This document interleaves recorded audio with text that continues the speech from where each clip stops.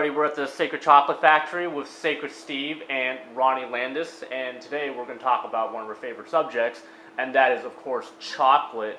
And these two experts in the field here, we're going to ask these guys a couple of questions about what they feel on this particular subject of cacao, raw chocolate, and we're just going to go dive right into it. And this question is for Sacred Steve here, and what is the core meaning behind Sacred Heart chocolate to you?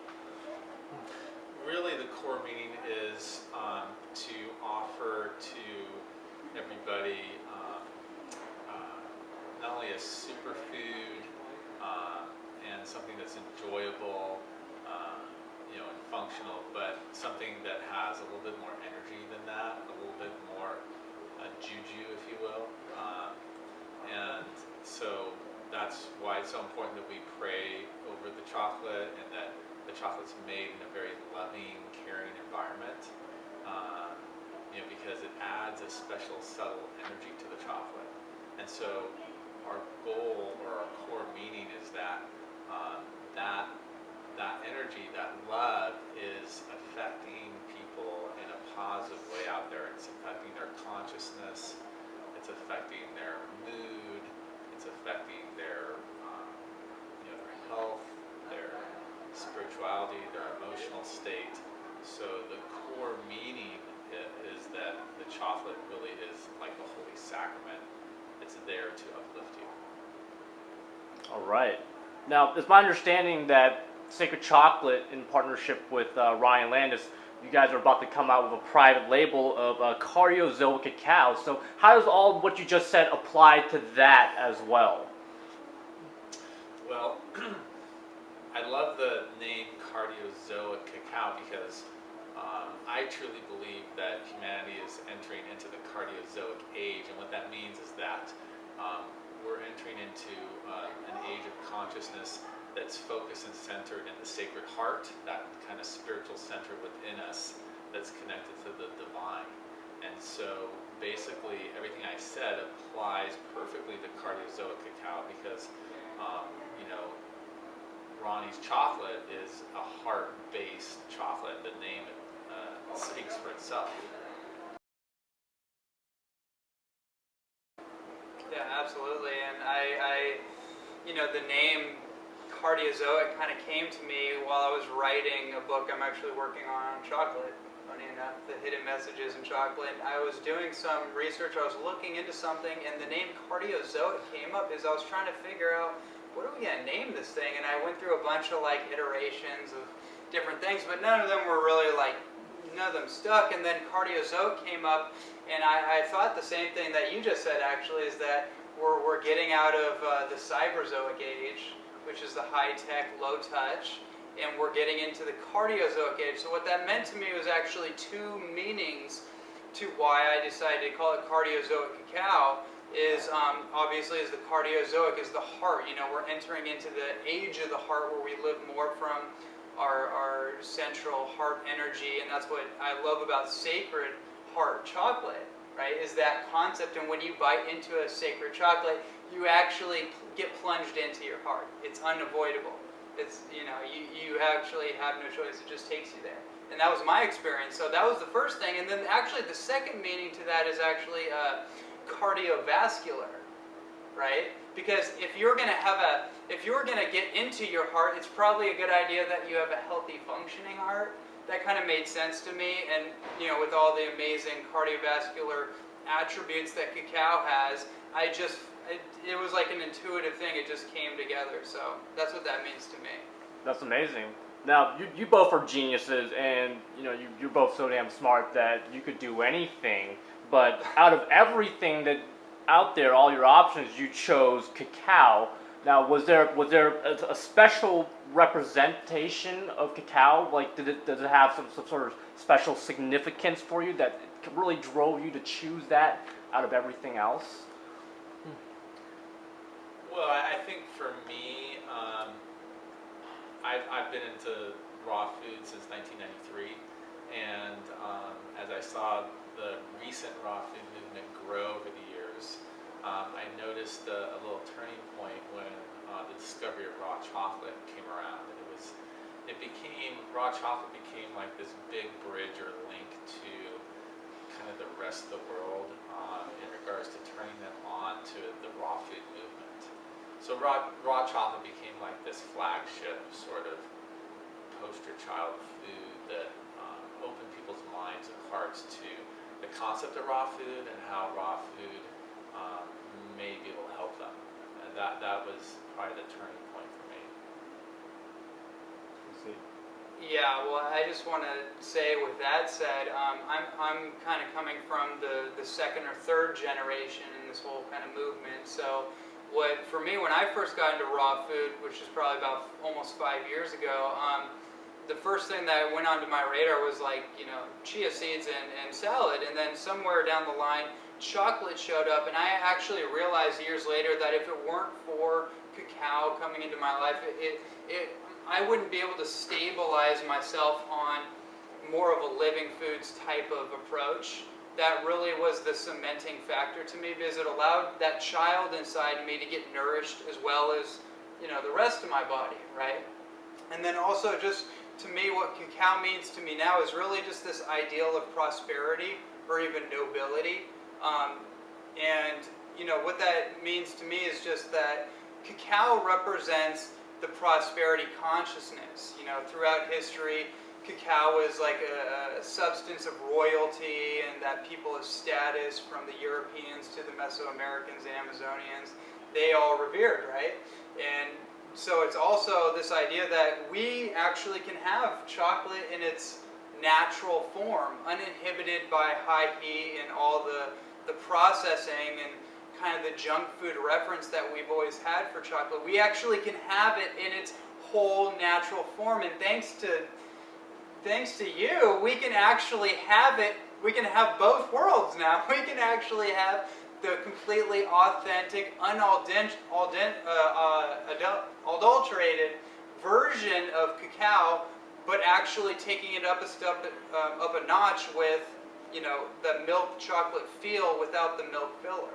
And to me, that actually is the biggest sign of prosperity, is actually that we can have that one food.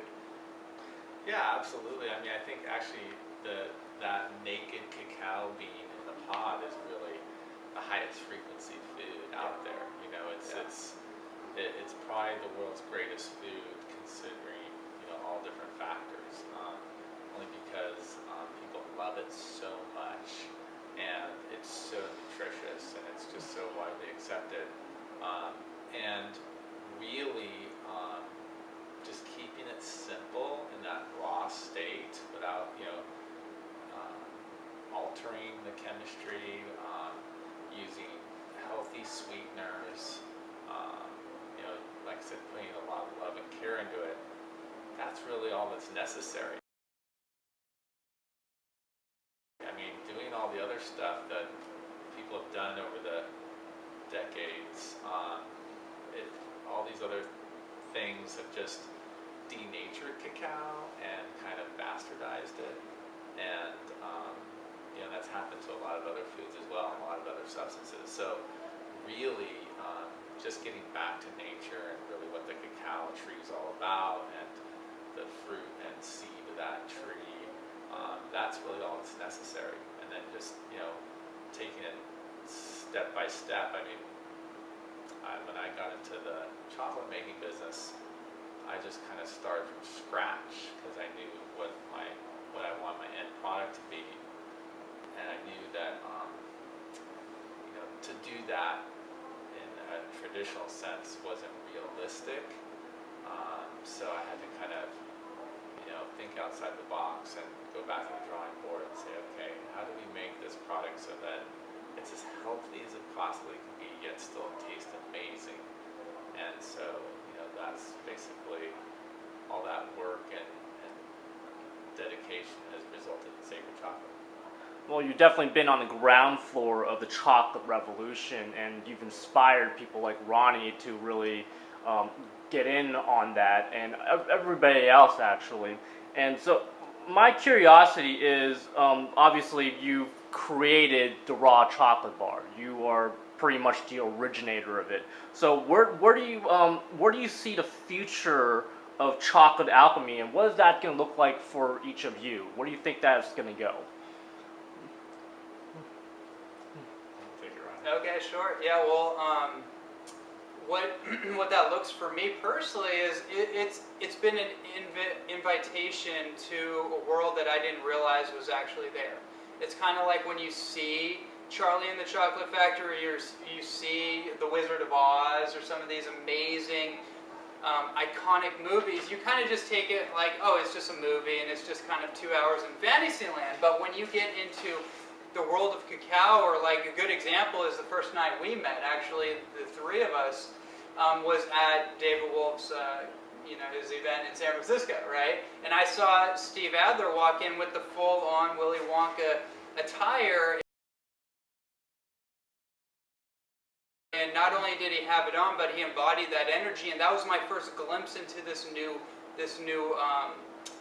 fantasy world. And I got to see the actual being lit up in front of me by an energy worker, and that showed me actually that there was something here that defies my common conventional logic. So for me, what cacao really just means is it's a invite into the Dungeons and Dragons, the world of Warcraft, the fantasy world that we all want to play in, but we can actually kind of like materialize it in front of us. It's pretty deep. And then with the future of that's the alchemy of it, right?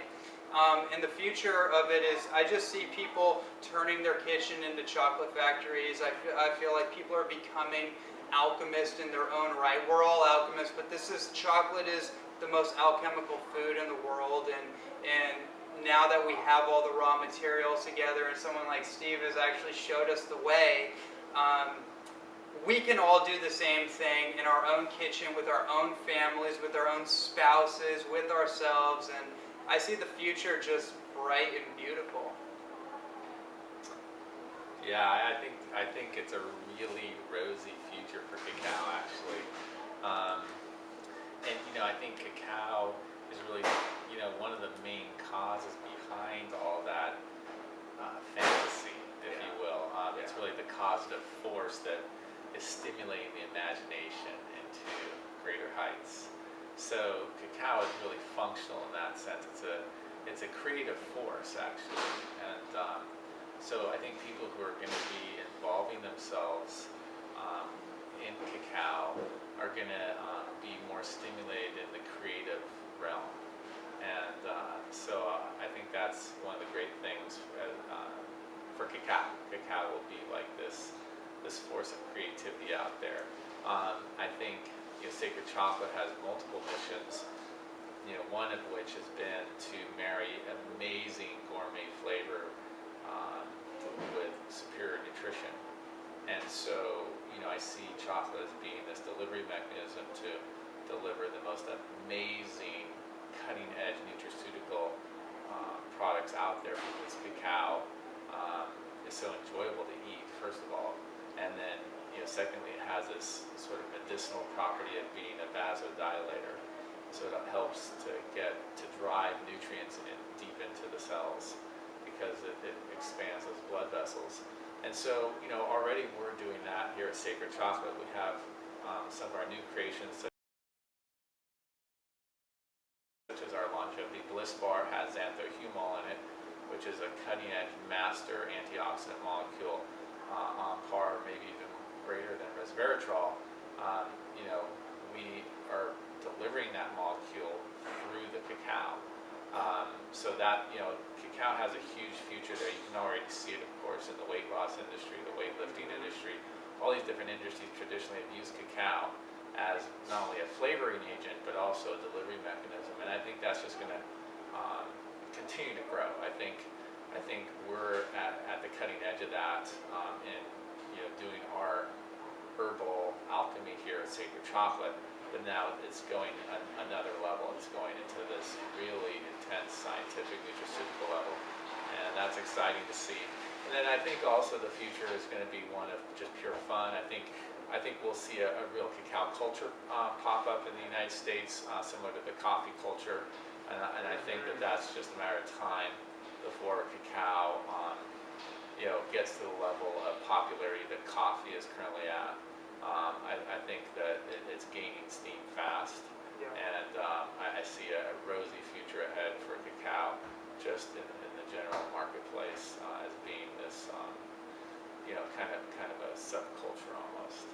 Well, I just wanted to say real quick, I think that was a brilliant analogy, is that we have this coffee culture, and it's, like beatniks and hipsters and just like intellectuals, and that's amazing. For a lot of us that really weren't turned on to coffee, chocolate is the appropriate tool for activation. I think it was brilliant that you guys decided to actually, where a lot of other companies might not have gone that road, but you decided to actually merge the best quality coffee beans with cacao.